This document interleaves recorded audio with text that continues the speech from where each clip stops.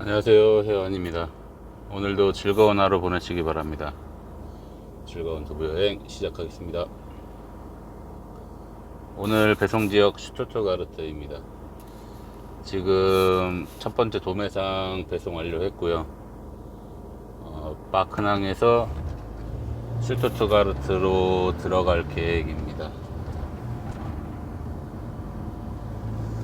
어제 영상을 두 편을 바로 올렸어요. 편집을 하는 도중에 일이 생겨서 편집을 월요일 거를 다 못했거든요. 그래서 어제 마무리하면서 암트의 갑질인 것 같기도 하면서 어제 갑자기 허가가 났다는 내용을 같이 올렸습니다. 허가가 나서 일단 마음은 홀가분해졌어요. 사실 걱정을 되게 많이 했었는데, 그래서 어제 사장님하고 잠깐 대화를 나누는 과정에서 혹시나 만약에 그 담당자가 헤어 프리드라는 친구인데, 그 친구가 수술 끝나고 회복해서 3개월 후에 돌아오면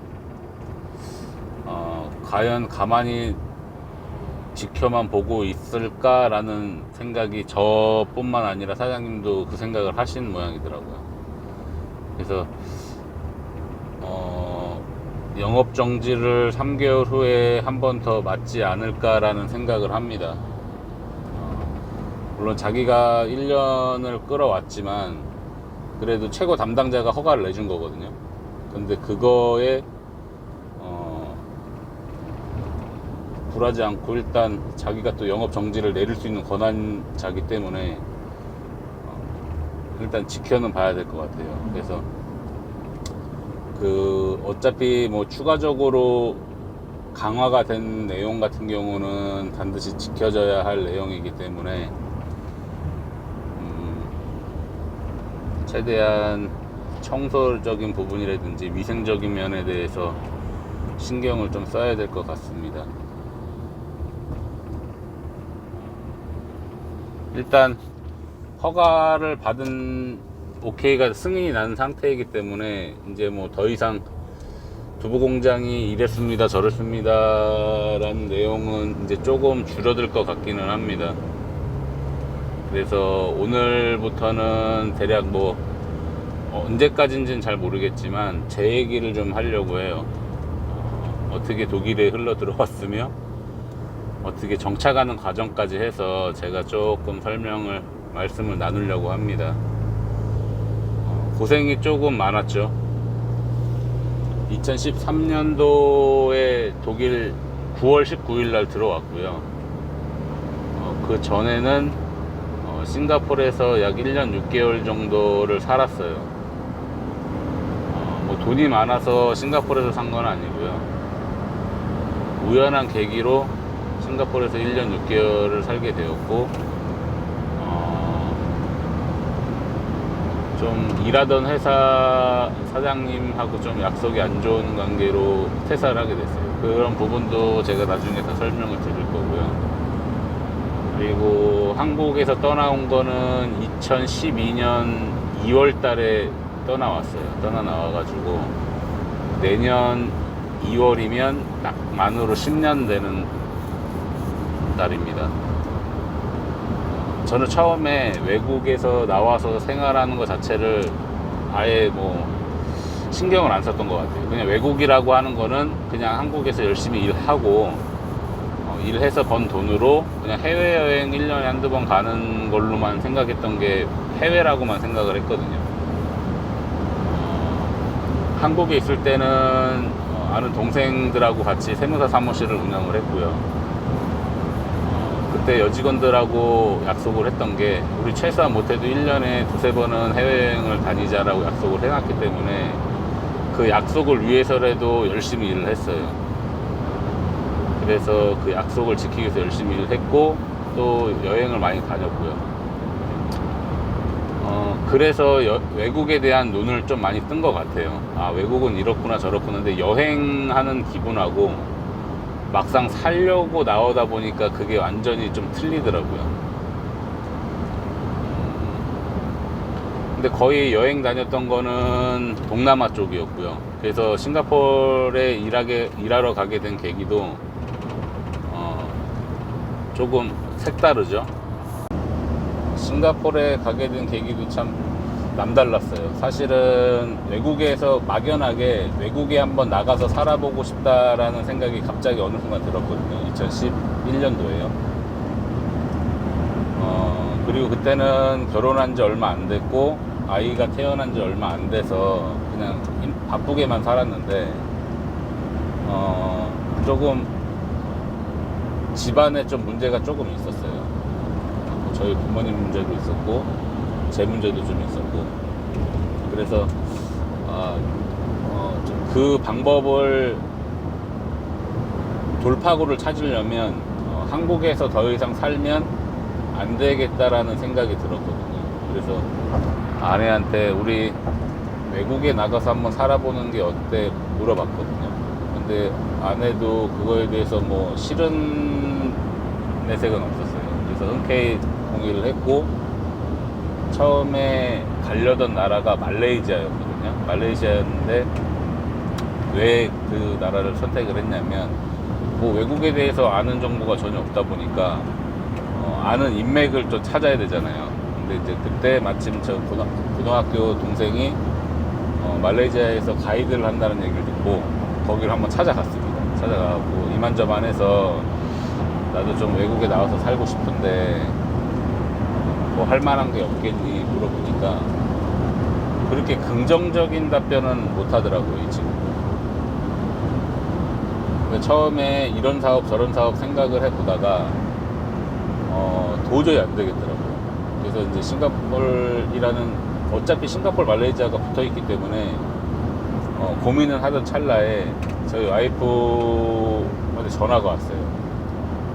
그래서 이만저만해서 큰 오빠한테 얘기를 했는데 큰 오빠랑 사이가 그렇게 좋진 않거든요. 얘기가 나왔는데 왜 하필이면 말레이시아에 가서 정착을 하려 하느냐, 뭐 너네들이 다른 특별한 길을 묻는 것도 아니고 맨땅에 헤딩을 하려고 하는데, 근데 그 말이 사실 맞았거든요. 근데 이제 괜한 자존심에 그냥 신경 쓰지 마셔라, 우리가 알아서 하겠다 그랬는데, 또 그래도 본인 동생이 또 나간다라고 하니까 좀 마음에 걸렸었나 봐요. 그래서 그러면 내가 아는 사장님들한테 소개를 시켜줄 테니까 일단 너 말레이시아에 있으면 바로 버스 타고 내려가서 싱가포르로 들어가라, 그래서 면접을 봐라 얘기를 하시더라고요. 그래서 그때 두 회사가 오퍼가 있었는데, 한 회사는 CJ였고요. 한 회사는 그냥 조그만 개인 사업장이었거든요.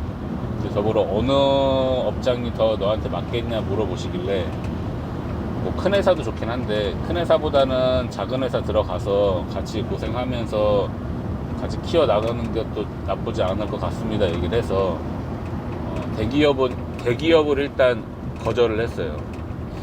그리고 그냥 조그만 개인 회사에 들어가서 면접을 보고 그냥 관광 비자로 들어온 건데, 면접을 보고 그 다음 날부터 그냥 출근을 했습니다. 그래서 민박집에서 거의 한 3개월을 생활을 했어요. 3개월을 생활을 하고 한국을 못 들어갔죠, 그 뒤로는. 그리고 이제 아내가 한국에 있는 집을 정리를 하고, 아내는 8월 달에 싱가포르에 들어왔어요. 그래서 사장님하고 처음 했던 얘기가 뭐였냐면, 너무 작은 회사기 때문에 월급을 많이 줄 수는 없다.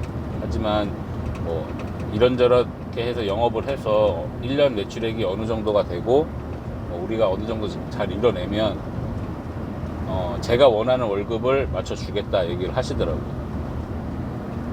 그래서 일단 뭐 그때는 저도 통장에 가진 돈이 조금 있었고, 그냥 모자라도 월급을 받고 일하면 그래도 조금 괜찮을 것 같다라는 생각에 그냥 구두로만 약속을 하고 일을 시작을 했습니다.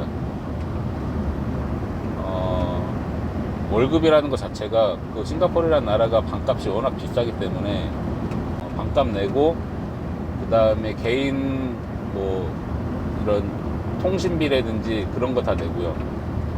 그 다음에 거기서 배달할 수 있는 화물차를 하나 주셨는데, 그걸로 출퇴근하라고 주셨는데 또 주차비를 내야 되거든요. 그래서 주차비 내고 공과금 내고 하면 월급은 그냥 끝이에요.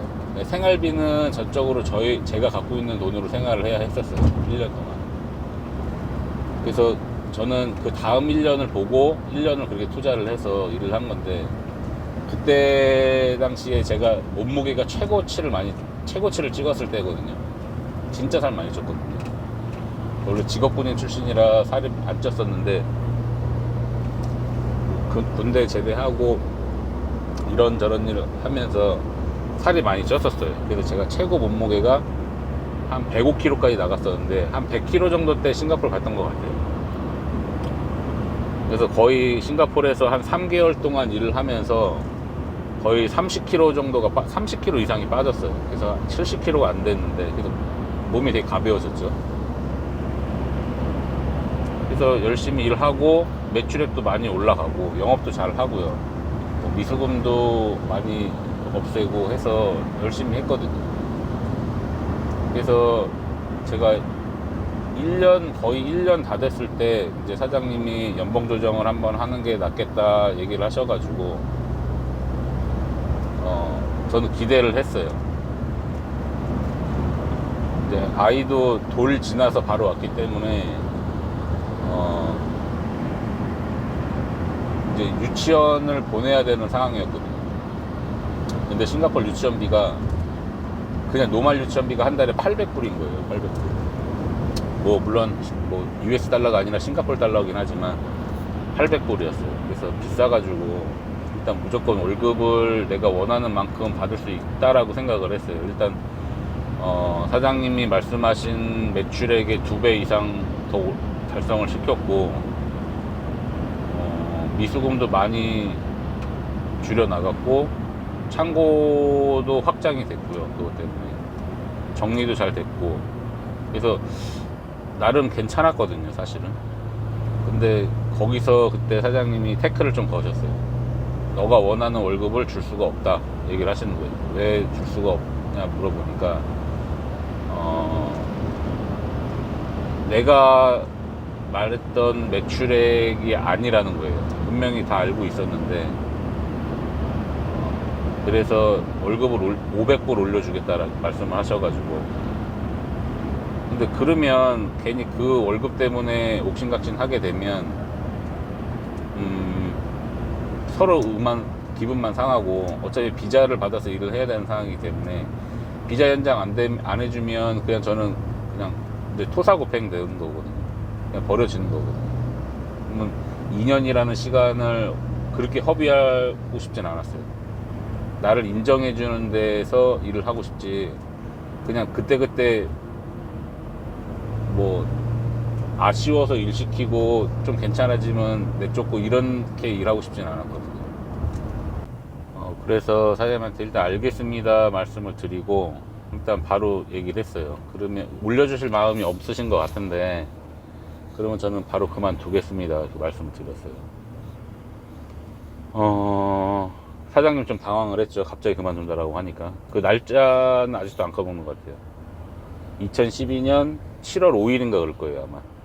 그래서 그만두겠습니다 말씀을 드리니까, 그때 싱가포르의 다케시마야 백화점 쇼핑몰 지하 2층에 그 무슨 월드 페스티벌이라고 해가지고 각 나라의 음식들을 소개시켜주는 그 페스티벌을 했었거든요. 근데 그때 당시 사장님이 거기에 부스를 3군데를 계약을 해놔가지고 거기에 또 장사를 해야 됐었어요. 근데 그게 7월 10 며칠부터 7월 말일까지인가로 알고 있었거든요. 그래서 한 2주 정도를 거기에 이제 올인을 해야 되는 상황이었기 때문에, 그러면 알아 좋다 그만두는 거 좋은데 이것까지만 해주고 그만둬라. 그러니까 시킬 거 돈 준다고 시킬 건 다 시키더라고요. 그래서 일단 알겠습니다 얘기를 하고 일을 했어요. 그리고 나서 한 2, 3일인가 지났는데, 그러니까 저는 비자를 받고 1년밖에 일을 안 했으니까 1년이라는 비자 기간이 남았잖아요. 근데 한 2, 3일 있다가 바로 비자를 달라 그러더라고요. 그래서 비자를 줬는데, 제 비자 카드를 줬거든요. 아르바이트 비자 카드를 묶어펌에서 줬는데, 바로 종이로 된 비자를 주시는 거예요. 보니까 8월 12일까지 싱가포르에서 나가라는 그거를 띄워가지고 저한테 주시는 거예요. 그러니까 7월 말까지 일하고 집 정리하고 뭐하고 8월 12일 날 너는 싱가포르에서 꺼져라, 이런 식으로밖에 해석이 안 되는 거예요. 와, 너무 뒤통수 맞는 것 같기도 하고 진짜 이를 갈았습니다. 그래서 뭐 좀 치사한 방법이긴 하지만 좀 많이 괴롭혔어요, 사장님을. 뭐 많이 괴롭힌 건 아니고 아마 한두 가지 괴롭혔는데, 그래서 일을 다 해주고 부랴부랴 부모님한테 전화를 했어요. 부모님이 자식이 싱가포르에 사는데 한 번도 구경 못하게 하면 좀 안 될 것 같아서 저희 부모님하고 저희 조카하고 해가지고 지금 휴가 기간이니 싱가포르에 한번 여행 오세요 말씀을 드려가지고 제가 7월 31일 날 그만뒀는데 8월 1일 날 바로 여행으로 날짜를 잡았어요. 그래서 제가 4박 5일 호텔을 끊어드리고 와서 재밌게 노시고, 8월 5일 날 이제 한국으로 돌아가시기 위해서 호텔 체크아웃을 하고 나와서 공항에 갔는데, 제가 모르고 4박 5일인 줄 알았는데 보니까 5박 6일로 예약을 해놨더라고요, 비행기 표가. 그래서 1박이 더 남아가지고 저희 집에 가서 본의 아니게 저희 집에서 하룻밤 더 주무시고, 그리고 싱가포르에서 이제 한국으로 들어가셨어요. 그래서 저는 어차피 8월 12일 날 무조건 한국을 들어가야 되는 상황이었기 때문에 뭐 답이 없었어요, 사실. 그래서 부모님한테는 지금 대략 휴가가 한 달 정도가 더 남았는데 8월 일을 그만뒀다라는 얘기는 안 하고요, 8월 12일 날 한국을 저도 들어갈 테니 그날 다시 봅시다 해놓고 부모님을 보내드리고, 그 뒤로부터 이제 각종 저에 관련된 뭐 핸드폰이라든지 뭐 그런 거를 다 취소를 시켰어요. 캔슬을 시키고, 집주인한테도 그 전에 7월 달에 얘기를 해놨기 때문에 8월 12일 날 방을 빼겠다라고 얘기를 했기 때문에 청소를 엄청 했습니다. 보증금을 안 돌려준다는 사람도 있고 되게 많아서 그거를 끝까지 돌려받기 위해서 진짜 청소 엄청나게 하고요. 저희랑 친하게 지냈던 남편분이 그 IBM 컴퓨터 회사에 다니셨는데, 그분이 또 나중에 노후를 대비해서 부동산 자격증을 따놓으셨거든요. 싱가포르 분이었는데. 그분 대동해서 이제 방 마지막 뺄 때까지 진짜 조마조마했거든요. 근데 이제 저희 집주인이 말레이시아 분이셨는데, 내가 너희한테 보증금 안 돌려줄까봐 이렇게 청소 깨끗이 해놓고 부동산 업자 데리고 왔냐 물어보시는 거예요. 그런 애기들이 많아서 이렇게 아는 사람이라 데리고 같이 대동해서 왔다 얘기를 하니까 그거는 몇몇 사람들이 이렇게 얘기를 하는 거고, 나는 너희한테 돈을 직접 지금 다 주려고 돈을 찾아왔다 해서 돈을 바로 그냥 주시는 거예요. 너무 고마웠죠, 사실. 지금 생각해보면 지금 예전에 살던 집주인은 지금 1년 6개월이 지났는데도 불구하고 아직 보증금을 주질 않고 있어서 지금 소송을 준비 중에 있거든요. 그런 거 보면 말레이시아 사람, 뭐 독일 사람 한 거 없이 집주인이면 뭐 이런 사람도 경험해보고 저런 사람도 경험해보고 하는 것 같습니다.